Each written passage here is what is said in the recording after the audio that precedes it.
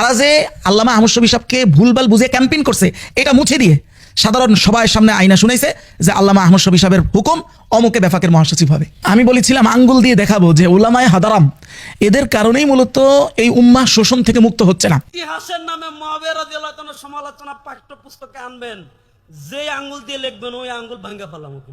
এই অংশ অনুযায়ী উনি বলতেছেন যে আঙ্গুল ভেঙে দিবেন। ওনার এই কথার দ্বারা এখন যেটা সাব্যস্ত হবে সেটা হলো আমাদের মৃত অনেক আকাবিদদের আঙ্গুল ভাঙার উপযুক্ততা এখন সামনে আসবে। এখানে আমাদের কওমি সিলেবাসে একজনের ইতিহাসের কিতাবই সিলেবাসভুক্ত, তিনি হচ্ছেন জাইনুল আবদিন মিরাটি, যিনি দেওবন্দের উস্তাদ ছিলেন, বরেণ্য ব্যক্তি। ওনার এই কিতাবের উমাইয়া খেলাফত বা উমাইয়াদের যে শাসন, ওই শাসনের অংশে হযরতে মুআবিয়া রাদিয়াল্লাহু তাআলা আনহুর ব্যাপারে কি বলে দেখেন। হযরতে মুআবিয়া রাদিয়াল্লাহু তাআলা আনহু তার ছেলে অর্থাৎ ইয়াজিদের ব্যাপারে বায়াত গ্রহণ করেছেন, মানে ইয়াজিদকে প্রেসিডেন্ট মানার জন্য যে বায়াত, এটা বিভিন্ন এলাকায় ঘুরে ঘুরে উনি নিয়েছেন। এইরকম একটা ঘটনা বর্ণনার ক্ষেত্রে এখানে লেখা হচ্ছে এই ঘটনার পর থেকে আমিরে মুআবিয়া রাদিয়াল্লাহু তাআলা আনহু, এখানে রাদিয়াল্লাহু লেখে নাই, আমিরে মুআবিয়া বনি হাশেমের বংশধরদের সাথে সৌজন্যমূলক আচরণ করা বন্ধ করে দেন। দেখেন হযরত মুআবিয়া রাদিয়াল্লাহু আনহুর ব্যাপারে আমাদের সিলেবাসভুক্ত কিতাবের লেখক কি বলে দেখেন। হযরত ইবনে আব্বাস রাদিয়াল্লাহু তাআলা আনহু সিরিয়াতে গমন করে এই বিষয়ে আমিরে মুআবিয়ার নিকট অভিযোগ পেশ করেন। আমিরে মুআবিয়া রাদিয়াল্লাহু তাআলা আনহু এখনো মুআবিয়া রাদিয়াল্লাহু লেখে নাই, এখনো বাদ দিছে। ইবনে আব্বাসকে হযরত মুআবিয়া রাদিয়াল্লাহু আনহু বলতেছেন আপনার সাথীগণ ইয়াজিদের পক্ষে বায়াত গ্রহণ করেনি, আচ্ছা, আর আপনিও এই ব্যাপারে তাদেরকে বুঝাননি। হযরত ইবনে আব্বাস রাদিয়াল্লাহু বললেন, হে আমির মুআবিয়া, এখনও রাদিয়াল্লাহু আনহু লেখে নাই। দেখেন রাদিয়াল্লাহু আন, আপনি নিশ্চয়ই জানেন যে যদি উপকূল এলাকায় গমন করে আপনার বিরুদ্ধে একটু শব্দ করি তাহলে আপনার বায়াত গ্রহণের একটি সুতাও অবশিষ্ট থাকবে না। হযরত ইবনে আব্বাসের এই ধমকি শোনার পর আমিরে মুআবিয়া এখনও রাদিয়াল্লাহু আনহু নাই। রাদিয়াল্লাহু আনহু ভীত হয়ে বলতে শুরু করেন, হে ইবনে আব্বাস রাদিয়াল্লাহু আনহু, এখানে রাদিয়াল্লাহু আনছে। দেখেন অবস্থা। মাওলানা মওদুদী রাহিমাহুল্লাহ যত জায়গায় হযরত মুআবিয়া রাদিয়াল্লাহু তাআলা আনহুর নাম উল্লেখ করেছেন, ম্যাক্সিমাম জায়গায় রাদিয়াল্লাহু আনহু লিখেছেন। আপনি স্পষ্ট দেখেন যে বাংলাটার মধ্যে কয় জায়গায় রাদিয়াল্লাহু আনহু লিখেছেন এবং উর্দুটা আপনি চেক করেন, সেটাও দেখাবো ইনশাআল্লাহ আগামীতে। ভীত হয়ে বলতে শুরু করলেন যে হে ইবনে আব্বাস রাদিয়াল্লাহু আনহু, আপনি আমার উপর অসন্তুষ্ট হবেন না, আমি আপনার ভাতা প্রদানের আদেশ জারি করে দিচ্ছি। এখন প্রশ্ন হলো, মৃত আকাবিরদের এবার আঙ্গুল ভাঙবেন কিভাবে ভাই? হ্যাঁ, সন্তান হিসেবে তাহলে আপনি নিজেই নিজের আঙ্গুল ভাঙেন। দেখেন আমাদের নির্লজ্জতা দেখেন, এগুলোকে হাইড করে দিয়ে গোপন করে দিয়ে আজকে প্রায় 8টা দশক, মানে প্রায় 80 বছর যাবত আমাদেরকে প্রায় আকীদাগত দিক থেকে শিয়াদের দিকে ঠেলে দেওয়া হয়েছে এবং ইসলামের বহু হাকিকত, দুনিয়ার হাকিকত পুরাটাই আমাদের থেকে গোপন, ইসলামের হাকিকত এই কওমি উলামায়ে কেরাম থেকে গোপন করা হয়েছে। আপনি দেখেন এরপরে একটা বর্ণনা দেখাই একই কিতাবের খেলাফতে উমাইয়ার অংশের। আমিরে মুআবিয়া রাদিয়াল্লাহু তাআলা আনহু ইয়াজিদের পক্ষে বায়াত গ্রহণ করার সিদ্ধান্ত স্থির করেই নিয়েছিলেন। আর রাজ্য শাসনের নীতি ছিল, কে বলতেছেন? আমাদের আকাবির বলতেছেন। তার কার? হযরত মুআবিয়া রাদিয়াল্লাহু আনহু। তিনি প্রচুর উপহার ও উপঢৌকনের দ্বারা আপন পর সকলকে মন জয় করে নিতেন। তিনি এই পন্থা অবলম্বনের মাধ্যমে প্রথমে সিরিয়া ইরাক বাসীদের বায়াত গ্রহণ করে নেন, তারপর 1000 সৈন্যের এক বাহিনী নিয়ে মদিনা অভিমুখে যাত্রা করেন। মদিনায় বসবাসরত সম্মানী বুজুর্গদের মুখ স্বর্ণরৌপ্য দ্বারা বন্ধ করা অসম্ভব ছিল, সুতরাং আমিরে মুআবিয়ার এখনও রাদিয়াল্লাহু আনহু নেই।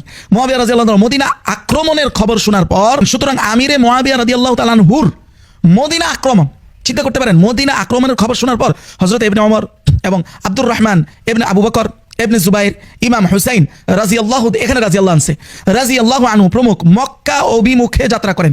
এসব বুজুর্গানে ইসলাম মক্কা অভিমুখে যাত্রা করার পর আমিরে মুআবিয়া এখানেও রাদিয়াল্লাহু আনহু নাই, মদিনা বাসীদের উদ্দেশ্যে একটি ভাষণ দেন। ভাষণের শুরুতে ইয়াজিদের গুণাবলী বর্ণনা করেন, তারপর বলেন এমন কতিপয় লোক আছে যারা ইয়াজিদের বিরোধিতা করা থেকে বিরত হবে না। আমি তাদের সতর্ক করে দিতে চাই, যদি তারা তাদের কাজে বহাল থাকে তাহলে আমি তাদের সমূল ধ্বংস করে দিব। এটা আমাদের আকাবিরের লেখা, যিনি একবারের জন্য শুধু বাংলাটার মধ্যেই দেখেন একবারও রাদিয়াল্লাহু আনহু এই শব্দটা পর্যন্ত আনে নাই। আমার আকাবির এটাই লিখেছেন যে হযরত মুআবিয়া রাদিয়াল্লাহু আনহু ওনার মাধ্যমে এই রাজতান্ত্রিক পরিবেশ তৈরি হয়। এই কথাটাই মাওলানা মওদুদী সাহেব বুঝাইতে গিয়ে উনি হয়ে গেলেন আজকে 100 বছরের এক অভিশপ্ত ব্যক্তি। আপনি চিন্তা করতে পারেন এরা কি পরিমাণ পেটের ধান্দায় আমাদেরকে ভুলভাল বুঝিয়ে সিন্ডিকেটের মধ্যে রাখছে। এবং রাজতান্ত্রিক পরিবেশেই একমাত্র মানুষ অন্যকে কেনার প্রবণতা থাকে, মানে কাউকে কিনে ফেলা। ঠিক এখনকার রাষ্ট্রপ্রধানরা কি করে? মিডিয়াগুলো কিনে ফেলে, গুরুত্বপূর্ণ ব্যক্তি যারা হুমকি হতে পারে, সব যত চ্যালেঞ্জিং আছে পার্সন, এদেরকে কিনে ফেলে। এটা খেলাফতের সিস্টেমে এর কোনো স্থানই নাই। এবার আবরার ভাইদের মতো ব্যক্তিরা মাওলানা মওদুদীকে যে অভিশপ্ত বলার আগে নিজের আকাবিরদের নিজের কথা অনুযায়ী আঙ্গুল ভাঙ্গার প্রস্তুতি নিতে হবে কি হবে না বলেন? শুধু তাই না, আপনি একই কিতাবের জাইনুল আবদিন মিরাটির বক্তব্য, যার কিতাব তাকে মুসান্নিফ মেনে আমরা আমাদের পুরা দেওবন্দি সিলেবাসে আছে। আর তার যোগ্য উত্তরসূরি হলো, তার বলতে হযরত মুআবিয়া রাদিয়াল্লাহু আনহু, যোগ্য উত্তরসূরি হলো ইয়াজিদ। ইয়াজিদের নাম শোনা মাত্রই উপস্থিত জনতার মাঝে উত্তেজনা ছড়িয়ে পড়ে। সর্বপ্রথম হযরতে আব্দুর রহমান বিন আউফ রাদিয়াল্লাহু আনহু দাঁড়িয়ে বলেন, হে মারওয়ান, না তুমি সত্য কথা বলছো আর না মুআবিয়া, এখানে রাদিয়াল্লাহু আনহু নাই, মুআবিয়া রাদিয়াল্লাহু তাআলা আনহু সত্য কথা বলছেন। এটা আমার আকাবিরের লেখা। আমার তোমাদের উভয়ের উদ্দেশ্য হলো মোহাম্মদ, দেখেন আমার আকাবির কি লিখতেছে, এটা তো আমার আকাবির বানায় লেখে নাই, এগুলো তো আসলেই একেবারে সাহাবীদের থেকে নিয়ে তাবিঈ আইম্মায়ে মুজতাহিদিন সকলের বর্ণনা। আমার আকাবির তো ভুল করে নাই আসলে, কিন্তু এখন দেখা দিতে হচ্ছে এগুলোকে হাইড করে দিয়ে যেই খেলাটা 8 দশক ধরে হাজার হাজার কওমি আলেমকে বোকা বানানো হয়েছে, আমি ওইটা দেখানোর স্বার্থে আজকে এগুলো দেখাইতে হচ্ছে। দেখেন লেখা হচ্ছে যে মুআবিয়া রাদিয়াল্লাহু তাআলা রাদিয়াতুল্লাহ, এখানে আমি বললাম আর কি সত্য না, উনি সত্য কথা বলছেন। তোমাদের উভয়ের উদ্দেশ্য হলো মুহাম্মদুর রাসূলুল্লাহর উম্মত থেকে খলিফা মনোনীত করার অধিকার ছিনিয়ে নেওয়া এবং খেলাফতকে রাজতন্ত্রে রূপান্তর করে দেওয়া। তাহলে দেখেন এইটা সৈয়দ আবুল আলা মওদুদী ছাড়াও, সৈয়দ আবুল আলা মওদুদী রাহিমাহুল্লাহ ছাড়াও আমার নিজের ঘরের লোক তার চাইতে জঘন্যভাবে লিখছে। তারা কেউ অভিশপ্ত হলো না, তারা হয়ে গেল জামানার সব মুজাদ্দিদ। কতটা পরিকল্পিত এবং কাদের কারণে, কোন অভিশপ্ত দল কওমির থাকার কারণে কওমিরা কোনোদিন মাথা জাগাইতে পারে নাই, এত সংখ্যা এত মেহনতের পরও, সেটা আমি পরে আসবো। এরাই মূলত আমাদেরকে এই দিকে ডাইভার্ট করেছে। তারা সুস্পষ্ট সাহাবীদের দিকে আকাবিররাই মিথ্যার সম্বোধন করতেছে। স্পষ্ট লেখা আসলো না, না মারওয়ান তুমি সত্য বলতেছো না, হযরত মুআবিয়া রাদিয়াল্লাহু তাআলা আনহু, এটা লেখা কার? আকাবিরদের। লেখা তো সত্য, ইতিহাস তো এগুলো এভেলেবেল বর্ণনা সাহাবীদের থেকে নিয়ে তাবিঈদের থেকে নিয়ে আইম্মায়ে মুজতাহিদিন সবাই করেছে। এরপরেও আমরা যারা তাদের নির্লজ্জ সন্তান মাওলানা মওদুদীকে বানাইছে আমরা অভিশপ্ত। শুধু তাই না, একই কিতাবের আরেকটা লেখার কাটিং দেখাই, দেখেন আহনাব বিন কায়েস বলেন, হে আমিরুল মুমিনিন, এটা হচ্ছে হযরত মুআবিয়া রাদিয়াল্লাহু তাআলা আনহুকে সম্বোধন করে বলা হচ্ছে, ভীষণ জটিল ব্যাপার। যদি আমরা সত্য কথা বলি তাহলে তা আপনার ভয়, মানে আপনার ভয় আমরা সত্যটা বলতে পারতেছি না, আর যদি আমরা মিথ্যা বলি তাহলে আল্লাহর ভয়। আপনি যদি ইয়াজিদ এর দৈনন্দিন কার্যাবলী ও তার প্রকাশ্য অপ্রকাশ্য সব বিষয় সম্পর্কে বিশেষভাবে অবগত আছেন, আমার আকাবিরদের বর্ণনায় আমি গতকালকে এই ধরনের ইয়াগুলো দেখাইছি, এখানেও বোঝানো হচ্ছে যে হযরতে মুআবিয়া রাদিয়াল্লাহু তাআলা আনহুর ভয়ে অনেকে সত্যটাও বলতে পারেননি। এটা আমার আকাবিরের লেখা। এবং গতকালকে আরেকটা বর্ণনা থেকে আমরা স্পষ্ট এটা দেখাইছিও যে যেখানে আমার আকাবিররা লিখতেছেন যে হযরতে মুআবিয়া রাদিয়াল্লাহু তাআলা আনহু ঘুষ দিয়ে, মানে টাকার বিনিময়ে একজনের ঈমান কিনতে চাইছেন, এটা আমার আকাবিরদের লেখা। শুধু তাই না, এটাও তো দেখাইছি আমার আকাবিররা তো হযরতে মুআবিয়া রাদিয়াল্লাহু তাআলা আনহু একজন স্বাচ্ছন্দ্যে নিজের ইচ্ছায় ইসলামের ভালোবাসা ইসলাম গ্রহণ করছে, এটাও স্বীকার করে নেই। দেখেন স্পষ্ট আমি কার্ড দেখাই দিচ্ছি, গতকালকেও দেখাইছিলাম, তিনি বাধ্য হয়ে ইসলামের গণ্ডিতে প্রবেশ করেছেন। একজন সাহাবীর বক্তব্য এইভাবে তুলে ধরা হয়েছে, এই কথাটা তো আমার আকাবিরের না, এটা তো মূলত একজন সাহাবীর বক্তব্য, যিনি বলেছেন এখন মুআবিয়া রাদিয়াল্লাহু তাআলা বিরোধিতার পতাকা সমুন্নত রেখেছেন, অথচ তিনি প্রাথমিক কালে অগ্রদলের মধ্যে গণ্য নন। 2 নাম্বার, তিনি নিজ জীবনে ইসলামের কোনো নিষ্ঠাপূর্ণ সেবাও করেননি। এটি সাহাবীদের বর্ণনা, আমাদের আকাবিরদের কলমে। আপনি দেখেন তিনি তার পিতা ও তার পরিবার সর্বদা, এখানে তার পরিবারের কথাই বলা হচ্ছে, আল্লাহ তার রাসূলের এবং মুসলমানদের শত্রু ছিল, তিনি বাধ্য হয়ে ইসলামের গণ্ডিতে প্রবেশ করেছেন। তাহলে বোঝা গেল যে দীর্ঘ 8 দশক যাবৎ মাওলানা মওদুদীর বিরুদ্ধে সকল প্রপাগান্ডা, তাকে অভিশপ্ত বানানোর সকল চেষ্টাগুলো কংগ্রেসপন্থী এই অভিশপ্ত, এটা কি বলা ঠিক হবে বলেন? আচ্ছা, এটা বলা ঠিক হবে কি না হবে এটা আপনাদের হাতে ছেড়ে দিলাম, আমি অভিশপ্ত শব্দ ছাড়াই বলছি। এই কংগ্রেসপন্থী জমিয়তের মাধ্যমে পরিচালিত হয়েছে টোটাল এই টোটাল আকীদাগত প্রপাগান্ডা, একেবারে টোটাল সাবজেক্টটা। আপনাদের প্রশ্ন তো এটা হতে পারে যে এই সকল বর্ণনা যদি আমাদের আকাবিরদের কিতাবে থাকেই তাহলে কওমি মাদ্রাসার ছাত্ররা কি এগুলো জানে না? প্রশ্নের উত্তর হলো যে না, জানে না। এখন আবার প্রশ্ন আসবে কেন? এখানে একটা ভয়ঙ্কর পরিকল্পিত ফাঁদের কথা এখন আমি বলবো আপনাদেরকে।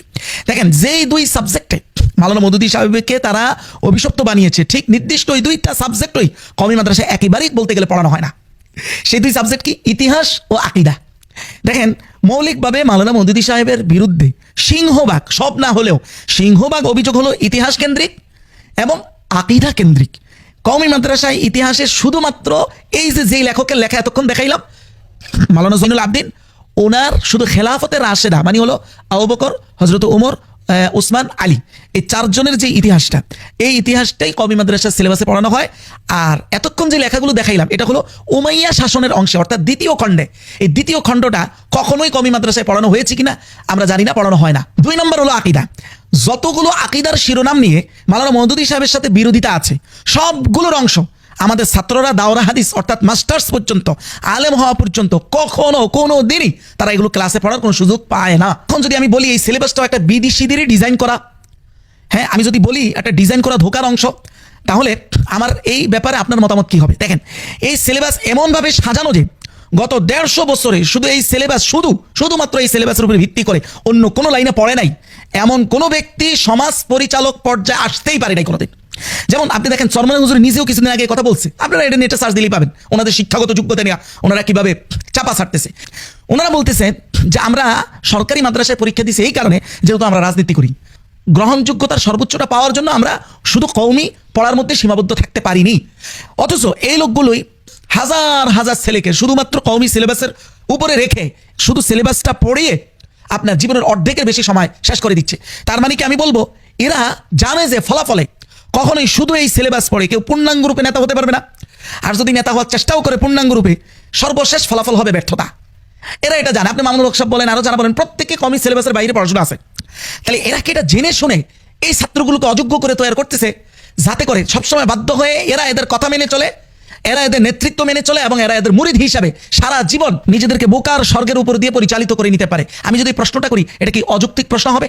এটা তো তাহলে হয়ে গেল একটা ফেরাউনি স্টাইলে আমরা কওমির সাধারণ ছাত্র জনতা ধোকার শিকার হলাম। কিভাবে? আসেন সূরা কসস এর 4 নম্বর আয়াতে আল্লাহ তাআলা ফেরাউনের ব্যাপারে বলতেছেন, ইন্না ফিরআউনা আলা ফিল আরদ ওয়া জাআলা আহলাহা শিয়া। তার একটা সিস্টেম ছিল, আজকের বিদেশিদের যে সিস্টেমটা, ডিভাইড এন্ড রুল। লোকদেরকে দলে দলে ফেরাউন বিভক্ত করত যাতে তাদের শক্তি কেন্দ্রীভূত না হতে পারে, বিচ্ছিন্ন হয়ে যায় আর তার শাসনটা সহজ হয়। এবং সে যে বিভক্ত করতো, এটার পিছনে তার কোন টুলসটাকে ব্যবহার করতো, টুলস হিসাবে ব্যবহার করতে হলো মানুষকে সঠিকটা বাস্তবতা জানতে দিত না। বাস্তবতা জানলে তো খুব কাছাকাছি চলে আসবে। আপনি দেখেন এই গত 80 বছরে ওলামাই দেওবন্দের এই গ্রুপটা, জমিয়ত কেন্দ্রিক গ্রুপটা ওলামাই দেওবন্দকে সাধারণ ছাত্র শিক্ষকদেরকে কখনোই এগুলোর বাস্তবতা জানতে দেয় না। কেন? জানলেই তো দ্রুত এই জামায়াত এবং আমাদের যে কওমি এদের যে কাছাকাছি হয়ে যাবে, ঐক্যের দিকে চলে যাবে। এটাকে তারা এতটাই ভয় পায়, যতটা না তারা ভয় পায় যদি ইয়াহুদিরা পুরা পৃথিবী দখল করে নেয়, ওটাকেও তারা এত ভয় পায় না। শুধু জামায়াতের সাথে যদি কওমির একটা ভালো সম্পর্ক হয়ে যায়, উম্মাহের এক অংশ আরেক অংশের সাথে যদি ভালো সম্পর্ক হয়ে যায়, এটাকে তারা যত ভয় পায়। শুধু মাওলানা মওদুদির বিরুদ্ধে পক্ষে আপনাকে কিচ্ছু বলতে হবে না। শুধু জয়নুল আবদিন সাহেব যে ইতিহাসের কিতাব লিখছে, এটার যে একটা অংশ কওমিতে পড়ানো হয় আর বাকিগুলো পড়ানো হয় না। ওনার পুরা কিতাবটা ইতিহাসের আপনি কওমি সিলেবাসে পড়ান, আর আকিদার যে কিতাবটা অলরেডি এখন আছে ওটাই আপনি আন্তঃপ্রান্ত পুরাটা পড়ান। দেখবেন আগামী 10 বছরের মধ্যে মাওলানা মওদুদি হিসাবে নামও নিতে হবে না। শুধু কওমিদের অলরেডি এখন সিলেবাসভুক্ত কিতাবটা আংশিক না পড়ে পুরাটা শুধু পড়াই দেন। 10 বছরের মধ্যে আমি চ্যালেঞ্জ করলাম 60 থেকে 70% কওমির ছেলেরা জামায়াত বিদ্বেষ থেকে, মাওলানা মওদুদির বিদ্বেষ থেকে লাজিমান বের হয়ে যাবে। এটা তারা জানে। তাহলে তারা পরিকল্পিতভাবে ফেরাউনি স্টাইলে আমাদেরকে বিভক্ত করে রেখেছে। কথাগুলো যে যৌক্তিক, এটার আরো একটা শক্তিশালী ভয়ঙ্কর এভিডেন্স দিই। দেখেন, এরা তো বলে যে সমালোচনা, তাহলে এই সাহাবাই কেরাম এবং এই ধরনের মুহাদ্দিসিনে কেরাম এরা সবাইকে হযরত মুআবিয়ার সমালোচনাকারী। আসেন একটা হাদিস দেখাই। আবু দাউদ এই হাদিসটা এনেছেন 4131 নম্বর হাদিস হিসেবে। একই হাদিস ইমাম তাবরানী তাখরিজ করেছেন তার কিতাব 20 নম্বর খণ্ড 269 নম্বর পৃষ্ঠায়। ইবনে আসাকির তারিখে দিমাশকের মধ্যে এই হাদিসটা এনেছেন 9654 নম্বর হাদিস হিসেবে। একই হাদিস ইমাম নাসাই তার কিতাবে 4255 নম্বর হাদিস হিসেবে এনেছেন। মুসনাদ আহমদের লেখক ইমাম আহমদ ইবনে হাম্বল তিনি 17185 নম্বর হাদিস হিসেবে এনেছেন। এটা রাওয়ী হলেন হযরত মিকদাম রাদিয়াল্লাহু আনহু। উনি হযরতে মুআবিয়া রাদিয়াল্লাহু তাআলা আনহু ওনার কাছে গমন করেন। ওনার বাড়িতে যান। যাওয়ার পরে প্রথমে উনি বলেন, হে আমিরে মুআবিয়া রাদিয়াল্লাহু আনহু, আপনাকে এমন কিছু কথা বলবো যে এটা আপনাকে রাগান্বিত করবে। ওয়া উসমিউ কামা তাকরাহ, এমন কিছু কথা আপনাকে আজকে শোনাতে চাই যেগুলো আপনার পছন্দ হবে না। এরপরে উনি বলেন যে দেখেন, আমি যে কথাগুলো এখন বলবো এগুলো সত্য হয় তাহলে আপনি স্বীকার করে নেবেন যে আমি সত্য বলছি, আর যদি মিথ্যা হয় তাহলে আপনি আমার সামনেই বলবেন যে আমি এগুলো মিথ্যা বলছি। এবার কথাগুলো কি? উনি জিজ্ঞাসা করতেছেন হযরত মুআবিয়া রাদিয়াল্লাহু আনহুকে, তাআলাম, আপনি কি জানেন যে আন্না রাসূলুল্লাহ সাল্লাল্লাহু আলাইহি ওয়াসাল্লাম নাহা আন লুবসি যাহাব, পুরুষদের জন্য স্বর্ণ পরিধান করা এটা যে রাসূল হারাম করেছেন, নিষেধ করেছেন, এটা কি আপনি জানেন? উনি বলেন না। উনি বলেন হ্যাঁ এটা জানি। আচ্ছা ঠিক আছে, যদি এটা জানেন তাহলে এটা বলেন, হাল সামিআতা রাসূলুল্লাহ সাল্লাল্লাহু আলাইহি ওয়াসাল্লাম ইয়ানহা আন লুবসিল হারির, আপনি কি রাসূল থেকে এটা শুনেন নাই যে তিনি পুরুষের জন্য রেশমি কাপড় পরিধান হারাম করেছেন, নিষিদ্ধ করেছেন? হযরত মুআবিয়া রাদিয়াল্লাহু আনহু উনি বললেন যে হ্যাঁ আমি এটাও জানি। এবার উনি তৃতীয় প্রশ্নটা ছড়িয়ে দিলেন, বলেন হাল তাআলাম, আপনি কি এটা জানেন যে আন্না রাসূলুল্লাহ সাল্লাল্লাহু আলাইহি ওয়াসাল্লাম নাহা আন লুবসি জুলুদিস সিবা ওয়ার রুকুব আলাইহা, আপনি কি এটা জানেন না যে রাসূলুল্লাহ হিংস্র প্রাণী যেমন বাঘ বা এই জাতীয় এগুলোর চামড়া দিয়ে বানানো পোশাক পরিধান করতে নিষেধ করেছেন, এটা কি জানেন না? হযরত মুআবিয়া রাদিয়াল্লাহু আনহু বললেন হ্যাঁ আমি এটাও জানি। তখন তিনি একবারে দৃঢ় কনফিডেন্সের সাথে সাহাবী বলতেছেন, ফাওয়াল্লাহি, আল্লাহর কসম, লাকাদ রাআইতু, আমি তো দেখতেছি, নিশ্চয়ই আমি দেখতেছি, হাযা কুল্লাহু ফি বাইতিক, এর প্রত্যেকটাই, এই নিষিদ্ধ বস্তুর প্রত্যেকটা আপনার বাড়িতে। ইয়া মুআবিয়া রাদিয়াল্লাহু আনহু, হে হযরত মুআবিয়া রাদিয়াল্লাহু আনহু, তখন ফাকালা মুআবিয়া, হযরত মুআবিয়া রাদিয়াল্লাহু আনহু তিনি উত্তরে বলতেছেন, কদ আলিমতু, আমি এটা জানতাম যে আন্নী লান আনজুয়া মিনকা ইয়া মিকদাম, আমি জানতাম যে আজকে আপনার থেকে আমি বাঁচতে পারবো না। এগুলোকে কোনো ব্যাখ্যা না দিয়ে এক ধরনের স্বীকার করে নিলেন। এখন বলেন তো এই সকল মুহাদ্দিসিনে কেরাম কি হযরত মুআবিয়া রাদিয়াল্লাহু আনহু এর সমালোচনাকারী? এবার আপনাদেরকে আসল জিনিসটা দেখাই যে এই ইলমি চোরদের চোরামির শুধু একটা নমুনা দেখেন। এই হাদিসটা তারা বাংলা অনুবাদ সংকলন ও সম্পাদনা করেছেন মুফতি শিহাবুদ্দিন খান। দেখেন এই আবরার ভাইদের বড় ভাইরাও কি পরিমাণ খেয়ানতকারী ছিল এটা দেখাই। দেখেন আরবিতে কি বলছে, ওয়াল্লাহি, আল্লাহর কসম, লাকাদ রাআইতু। ভাই রাআইতু একটা সাধারণ বেসিক আরবি যারা জানে তারা বলেন তো রাআইতু অর্থ কি আমি দেখেছি নাকি আমি দেখি নাই? দেখেছি। এখানে দেখেন স্পষ্ট কাট আমি দিয়ে দিচ্ছি, লিখতেছে, হ্যাঁ তিনি বলেন আল্লাহর শপথ আমি আপনার প্রাসাদে এসবের কিছুই দেখছি না। চিন্তা করতে পারেন অনুবাদক এটা ভুলে লিখেছে, এটা হতে পারে। তবে যেই পরিমাণ খেয়ানত এই 80 বছর 100 বছর যাবত আমাদের সাথে করা হয়েছে সেই ইতিহাসগুলোকে একসাথে রাখলে আপনার কাছে কি এটা ভুলে হয়ে গেছে এটা বেশি মনে হয় নাকি ইচ্ছাকৃত কথা আরবির কথাটাকে উল্টে দেওয়া এটা বেশি মনে হয়? এটা হলো আমার প্রশ্ন। এখন একটা প্রশ্ন আসতে পারে, তাহলে হযরত মুআবিয়া রাদিয়াল্লাহু তাআলা আনহু একজন সাহাবী, এটা আহলে সুন্নাহর ঐক্যমত, উনি নিঃসন্দেহে সাহাবী, তাহলে ওনার এই কার্যক্রম যেগুলো আমার আকাবিররাই লেখুক, সাহাবায়ে কেরামই বলুক এবং পরবর্তী তাবেঈন তাবেঈন আইমা মুজতাহিদিন যারাই যেভাবে বলেছে সর্বযুগে এগুলো আলোচনা হয়েছে। এই জামানায় আয়েশা তারা ফাঁদ পেতেছে উদ্দেশ্য প্রণোদিতভাবে। তবে এখন প্রশ্ন হলো হযরত মুআবিয়া রাদিয়াল্লাহু তাআলা আনহুকে ওনার ব্যাপারে আমরা কি ধারণা রাখবো? জি, এইটার ব্যাপারে সর্বসম্মত মতামত হলো হযরত মুআবিয়া বা যে কোনো সাহাবীর যে কোনো ভুল সিদ্ধান্ত এগুলোকে বলা হয় ইজতিহাদি খাতা। এটাকে বুঝেন ইজতিহাদি খাতাটা কি? একজন গবেষক তার সিদ্ধান্তগত কোনো ভুল যদি তিনি গবেষণার মধ্যে করে ফেলেন, সেটা যে কোনো আইমায়ে মুজতাহিদিনদের মধ্যে যে কোনো ইমাম হোক বা সাহাবী তাবেঈন যেই হোক, এই ক্ষেত্রে সহিহ মুসলিমে রাসূলুল্লাহ স্পষ্ট বলেন গবেষক যদি গবেষণায় সিদ্ধান্ত দিতে গিয়ে কোনো ভুল সিদ্ধান্তে উপনীত হয়ে যান তাহলে সে গুনাহগার হবে না, সে এটার জন্য তাও একটা সওয়াব পাবে। সঠিক সিদ্ধান্ত দিতে পারলে 2টা সওয়াব পাবে। হ্যাঁ, তবে ভুল সিদ্ধান্তের ফলাফল তো ভুল আসবে, ক্ষতি হবে। সেটাই হয়েছে, মুসলমানরা খেলাফতের পাটাতন থেকে ধীরে ধীরে রাজতন্ত্রের মধ্যে ঢুকে গেছে। হযরত মুআবিয়া রাদিয়াল্লাহু তাআলা আনহুর এই ইজতিহাদি খাতা যেগুলোর জন্য আমরা মনে করি উনি গুনাহগার না, তবে এগুলোর মাধ্যমেই ঘটনাটা ঘটেছে এবং রাসূলুল্লাহর সেই ভবিষ্যৎবাণীটা পুরো হয়েছে যেটা রাসূলুল্লাহর অনেক জায়গায় হাদিস এসেছে। মুসনাদে আহমদের 7912 নম্বর হাদিস, যেখানে রাসূল বলছে 30 বছর খেলাফত থাকবে, এরপরে কামড়াকামড়ি রাজতন্ত্র আসবে। টোটাল উসমানী খেলাফত পর্যন্ত এটা একটা কামড়াকামড়ি রাজতন্ত্রই ছিল। তারপর আমরা এটাকে খেলাফত বলি কারণ জনগণ শাসিত হইতো কোরআন সুন্নাহ দ্বারা, আর শাসকরা তাদের শাসন কেড়ে নিত কামড়াকামড়ির দ্বারা। রাসূল যেমনটা বলেছেন, এটা হযরত মুআবিয়া রাদিয়াল্লাহু তাআলা আনহুর এই ইজতিহাদি ভুল সিদ্ধান্তের মাধ্যমেই সূচনা হয়েছে, রাসূলের ভবিষ্যৎবাণী পূর্ণ হয়েছে। তখন যখন আমি ওনাকে এই ক্ষেত্রে গুনাহগার মনে না করলে এই ঘটনাগুলো যখন আমি বর্ণনা করব, তাহলে আপনি কিভাবে বলতে পারেন যে এগুলো আমি সমালোচনার দৃষ্টিতে বর্ণনা করেছি? এগুলো আমার পর্যালোচনা, যে এখান থেকে শিক্ষা নিয়ে আমাদেরকে এই পথ থেকে ফিরে আসতে হবে। এবং মাওলানা মওদুদী রাহিমাহুল্লাহ যত জায়গায় হযরত মুআবিয়া রাদিয়াল্লাহু তাআলা আনহুর নাম নিয়েছেন প্রত্যেকটা জায়গায় এই দোয়াটা লিখেছেন রাদিয়াল্লাহু আনহু, মানে যার ব্যাপারে আল্লাহ সন্তুষ্ট, যার ব্যাপারে বারবার আমি সাক্ষ্য দিচ্ছি যে তার ব্যাপারে আল্লাহ সন্তুষ্ট, তার ব্যাপারের কথাগুলো যদি সমালোচনা হয় তাহলে তো সমস্ত সাহাবায়ে কেরাম তার সমকালীন সবাই তার সমালোচক হবে। সমস্ত আইমায়ে মুজতাহিদিন তাদেরকে সমালোচনার কাঠগড়ায় দাঁড় করানো যাবে যে আপনারা হযরত মুআবিয়া রাদিয়াল্লাহু তাআলা আনহু এর সমালোচনা করেছেন। বাস্তবে এই ঘটনাগুলোর শিক্ষা যে জামায়াতের মধ্যে আছে এর শিকিভাবে আমাদের মধ্যে নাই। এর দ্বারা এটাও প্রমাণিত হয় যে খেলাফতুল মুলুকিয়াতের এই কিতাবটা তারা সমালোচনার জায়গা থেকে মাওলানা মওদুদী সাহেব লেখে নাই, কেউ এটা সমালোচনার জায়গা থেকে গ্রহণও করে নাই। এটা শিক্ষার জন্যই লেখা হয়েছে, এই ঘটনাগুলো থেকে প্রাপ্ত শিক্ষাই গ্রহণ করা হয়েছে। করেন খেলাফতের একটা সিস্টেম বলি, যিনি খলিফা হবেন, আমির হবেন, সে কখনো ক্ষমতা চাইতে পারবে না, নিজের পক্ষে কোনো ক্যাম্পেইন করতে পারবে না, এটা খেলাফতের সিস্টেমের মধ্যে নাই। ঠিক জামায়াতের জন্ম থেকে আজ পর্যন্ত তারা এটা বহাল রাখতে পেরেছে। এদের একজন সিঙ্গেল আমিরও কোনোদিন নাই, হয় নাই, সামনে হবে কিনা সেটা জানি না, যে কোনো জায়গায় তো অবক্ষয়ের সুযোগ আছে, কিন্তু এই পর্যন্ত হয় নাই যে কোনো আমির নিজের প্রভাব বিস্তার করে সে আমির হয়েছে। অসম্ভব। এটা খেলাফতে যেভাবে অসম্ভব ছিল, জামায়াত ইসলামের অভ্যন্তরীণ আমির নির্ধারণের মধ্যে গত 80 বছর এটা ঠিক এইভাবে অসম্ভব হিসেবে দেখা হয়েছে। অথবা এমন কেউ নাই যে দলের জন্য অনেক বেশি ত্যাগ করেছে, অথবা সিনিয়র। আমাদের এখানে দেখেন সিনিয়রদেরকে কি করা হয়, সিনিয়ররা যদি আরজালে উমর, আল্লাহ কোরআনে যে আরজালে উমরের কথা বলছে, একটা বয়স, যেই বয়সে গেলে একটু আগে কি করছে একটু পরে মনে থাকে না। যেমন আমাদের বাবুনগরী হাফিজাউল্লাহ, আমাদের মাথার তাজ হুজুর ওজু নিয়ে কিছুদিন আগে একটা ভিডিও ভাইরাল হয়েছে না, তো এটা তো এই বয়সে হওয়া খুব স্বাভাবিক, এটা তো হাসি ঠাট্টার কিছু নাই। উনি তো অজু করে একটু পরে বলতে পারবেন অজু করছে কিনা। এই বয়সের লোকগুলোকেই ঠিক রাজতন্ত্রের দৃষ্টিভঙ্গিতে যেভাবে সিনিয়রকে গ্রহণ করা হয়, খেলাফতে গ্রহণ করা হয় না, ঠিক এরাও রাজতান্ত্রিক পদ্ধতিতে গ্রহণ করে। একজন মানুষের মধ্যে মেধা খাটানোর মতো এই মুহূর্তে মেধা নাই, কিন্তু তাকেই দেশের সর্বোচ্চ পর্যায়ে বসায় দেয় তারা। এটা সম্পূর্ণ তাদের রাজতান্ত্রিক ধ্যান ধারণা। কারণ এই ঘটনাগুলো থেকে তারা সমালোচনা বলে বলে, যেগুলো সমালোচনা, এগুলো সমালোচনা, এর থেকে প্রাপ্ত শিক্ষা এদের জীবনে কোনোদিন আসেই নাই। আমি আমাদের একটা মাদ্রাসার ঘটনাই বলি, মাদ্রাসার নাম গোপন রেখে। গত সময়ে, হাসিনার সময়ে বেফাকের মহাসচিব নির্ধারণের ক্ষেত্রে কি ঘটনা ঘটেছে কাউন্সিলে, সেটা আমি খুব কাছ থেকে দেখেছি। এখানে প্রথম বলা হয়েছে ভোটাভুটি হবে, শেষ পর্যন্ত ভোটাভুটিও ঠিকভাবে হয় নাই।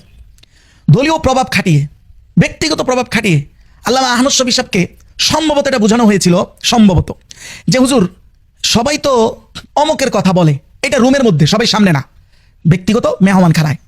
তখন উনি তো এই যে বয়সে আছে, এই বয়সে তো এত বিবেচনার শক্তি ওনার ছিল না। তা আল্লামা আহমদ শফী সাহেব বলছে ঠিক আছে তাহলে অমুকই হোক।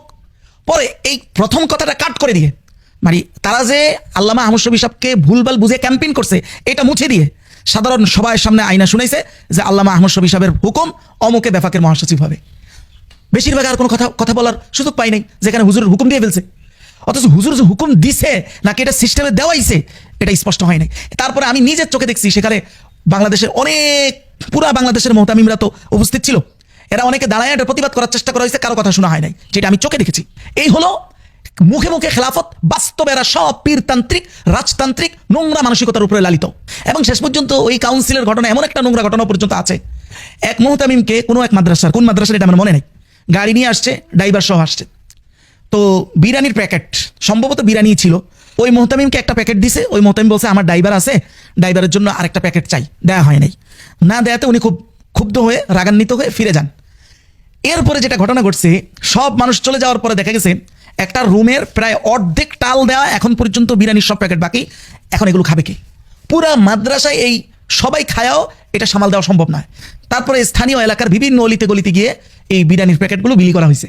তাহলে যারা নিজ ভাইদেরকে একটা বিরিয়ানির প্যাকেট সরবরাহ করার ক্ষেত্রে যোগ্যতা রাখে না, এরা পুরা জনগণের সম্পদের উপরে যখন বসবে, তাহলে এই সম্পদ সঠিকভাবে বন্টনের ক্ষেত্রে কতটুকু যোগ্য? প্রশ্ন আপনার কাছে। জন্য এদের কাছে মদিনার কথিত সনদের অর্থ হলো মাওলানা আব্দুল মালিক হাফিজাহুল্লাহকে অটো প্রেসিডেন্ট বানিয়ে দেওয়া। তাই না? বলেন তো, পিনাকি ভট্টাচার্য কিছুদিন আগে গ্যাস এবং বিদ্যুতের সংকট নিয়ে একাডেমিক, মানে দুনিয়াবি একাডেমিক, তথ্যবহুল, তাত্ত্বিক সমাধান দিছে। তাহলে আমাদের আব্দুল মালিক হাফিজাহুল্লাহ তো কিছুদিন আগে হাহাকার করে বলেছিলেন যে জাতীয় বিষয়ে, জাতীয় মসজিদ থেকে সমাধান কেউ নিতে আসে না। আপনি দেন এখন আপনার জাতীয় মসজিদের সমাধান, তো সারা বাংলাদেশ শুনে, ভিডিও রেকর্ডের মাধ্যমে আপনি দেন দেখি যে গ্যাস এবং বিদ্যুৎ কিভাবে সমাধান করবে, দেন দেখি।